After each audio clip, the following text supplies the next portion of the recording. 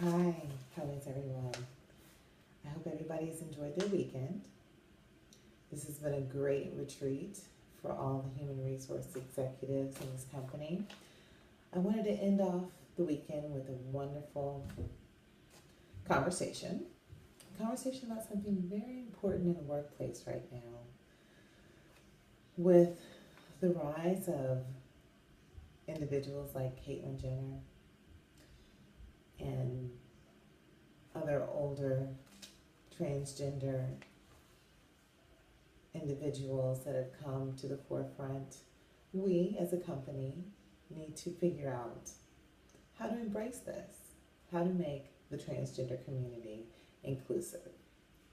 Of course, it's going to take a step in the right direction, and I think one of the first steps that I think would be very pivotal would be the dress code, transgender dress code in the workplace. I would like to take a few minutes just to talk about the options that we have as a company and how we can embrace and become more inclusive to our transgender employees. One thing that you should note is that transgender is different than a sexuality. Transgender is defined strictly based on the way that someone views themselves gender wise. Has nothing to do with their sexuality. It's whether they see themselves as a woman or if they see themselves as a man. With this being said, we have transgender, we have those that are in transition, and we have those that are actually binary and will choose not to have to actually choose a gender. One day they might have on a dress, the next day they might be in a pantsuit and Dockers. As an organization, we need to be able to embrace all of this.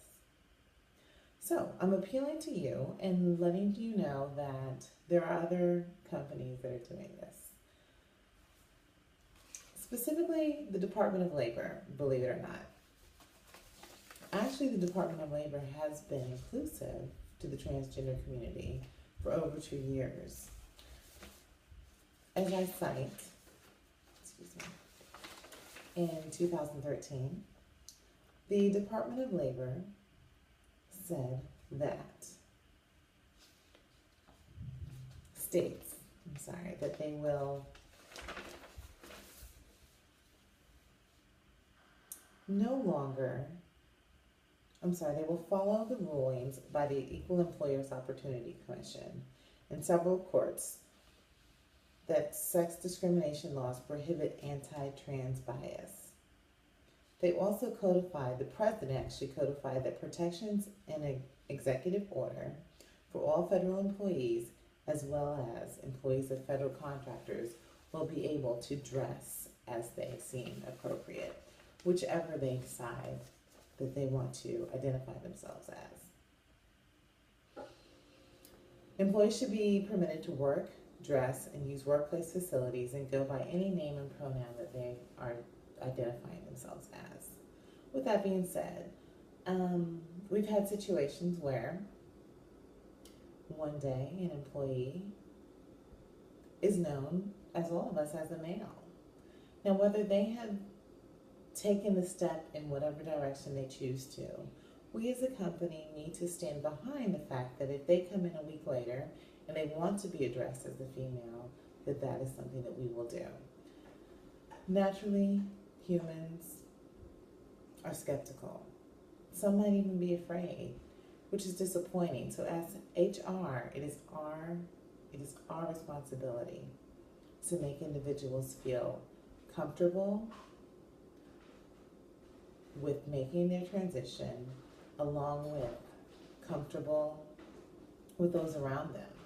And this will be by having the conversation, by letting everyone know what's actually going on and how to work through this as a company so that we can all be inclusive and work together.